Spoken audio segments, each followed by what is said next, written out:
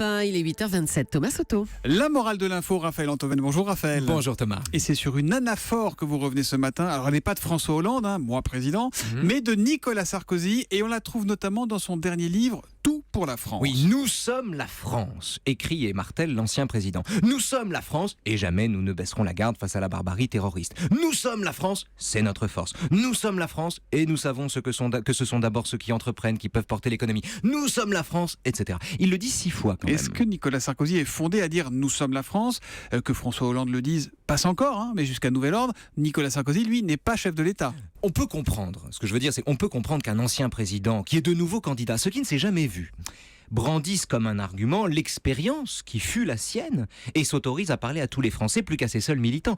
Le problème n'est pas que Nicolas Sarkozy, qui a déjà occupé ce poste, s'adresse à tous les Français en disant « nous ». Le problème, c'est qu'en réalité, il ne le fait pas.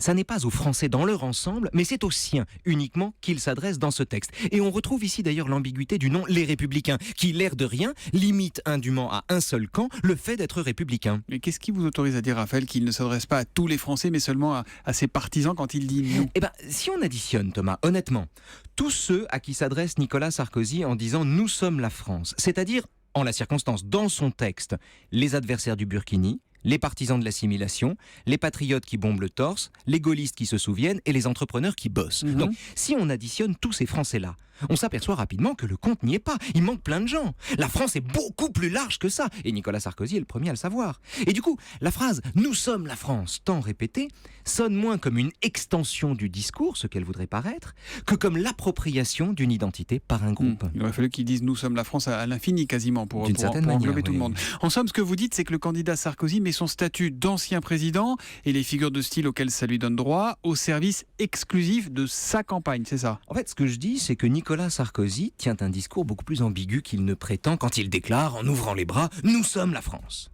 Car en un premier sens, « nous », comme il dit, c'est tout le monde, ou l'ensemble des Français, mais en un second sens, « nous », ça veut juste dire « pas vous ».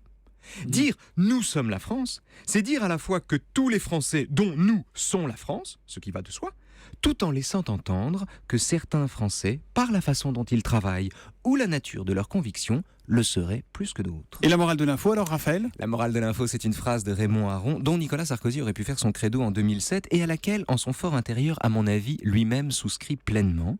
La phrase est la suivante: qu'on soit de droite ou de gauche, on est hémiplégique. Oh, c'est joli, qu'on soit de droite ou de gauche, on est hémiplégique. La morale de l'info, tous les matins, c'est désormais à 8h25 sur Europe 1, mais c'est toujours avec Raphaël Antoven. Il est la philosophie. À demain, Nous Raphaël. sommes la morale de l'info. Salut Thomas.